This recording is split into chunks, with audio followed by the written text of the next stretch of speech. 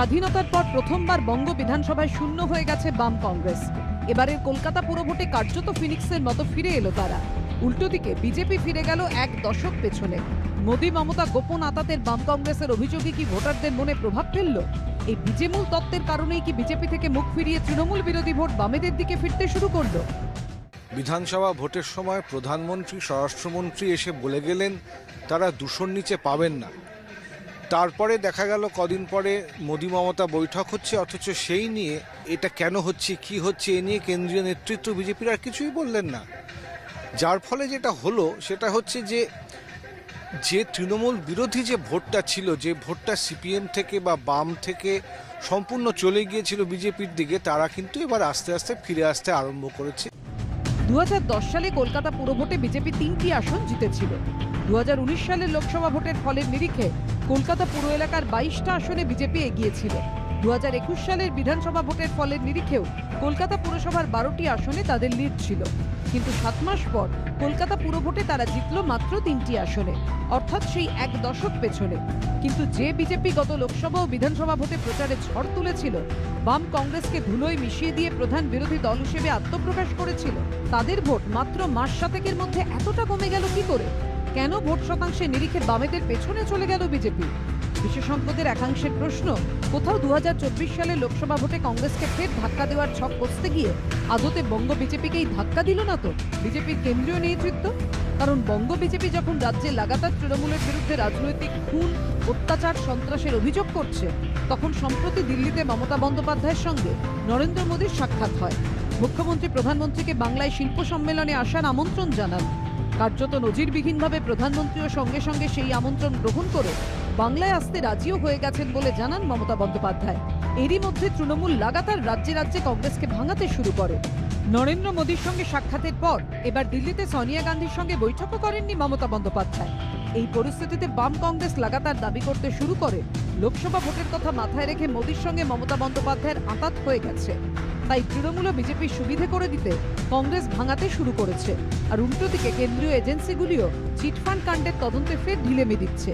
আর কোথাও কি এই আঁতাতের তত্ত্বই তৃণমূল বিরোধী ভোটারদের একাংশের মনে গেঁথে গেছে? তাই কি তারা বিজেপির থেকে সরে এসে কট্টর তৃণমূল বিরোধী সিপিএম এর দিকেই ফের ছুটতে শুরু করলো?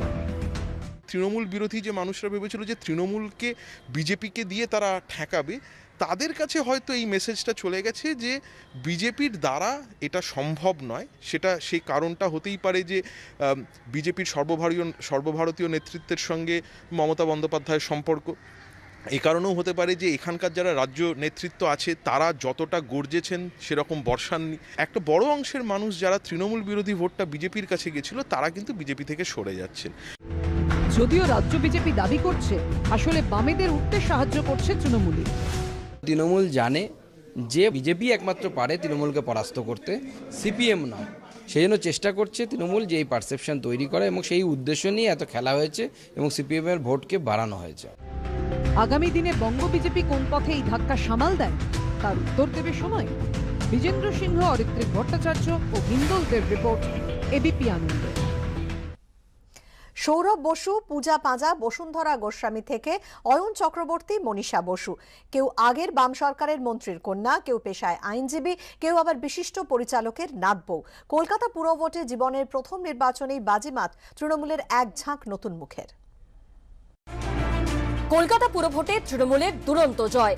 দলের আগামী প্রজন্মকে সামনে আনার লক্ষ্যে এক ঝাঁক নতুন মুখকে প্রার্থী করেছিল তৃণমূল। মঙ্গলবার ভোটের ফল বেরোতে দেখা গেল জীবনের প্রথম নির্বাচনী পরীক্ষায় একেবারে লেটার মার্কস পেয়ে পাশ করেছেন প্রত্যেকেই। মাল্টি ন্যাশনাল কোম্পানির চাকরি ছেড়ে এবারই প্রথম রাজনীতির ময়দানে নেমেছিলেন পুরমন্ত্রী চন্দ্রিমা ভট্টাচার্যের ছেলে সৌরভ বসু। গত পুরভোটে বিজেপির দখলে থাকা 86 নম্বর ওয়ার্ডে তাকে প্রার্থী করে তৃণমূল। মঙ্গলবার ইভিএম খোলার পর দেখা গেল বিরোধীদের হাতে থাকা এই ওয়ার্ড ছিনিয়ে নিল শাসক দল।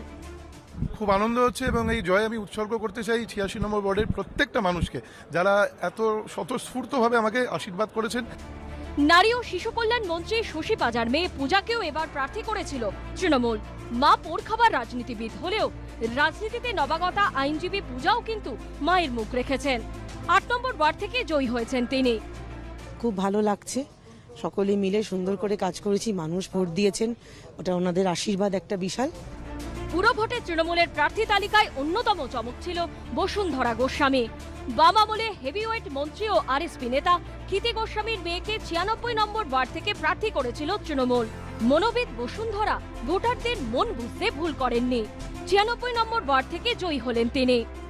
এই জয়ের নেপথ্য কারণ কি? মমতা বন্দ্যোপাধ্যায় না বাবার পুরনো স্মৃতি? দুটোই শুধু একটা কিছু বললে হয় না, দুটোই। বাবার স্মৃতিও আছে আর মমতা বন্দ্যোপাধ্যায়ের যে তার যে কাজ সেটাও আছে। অনেক বাম ভোট আমার দিকে এসেছে বলে আমি বিশ্বাস করি।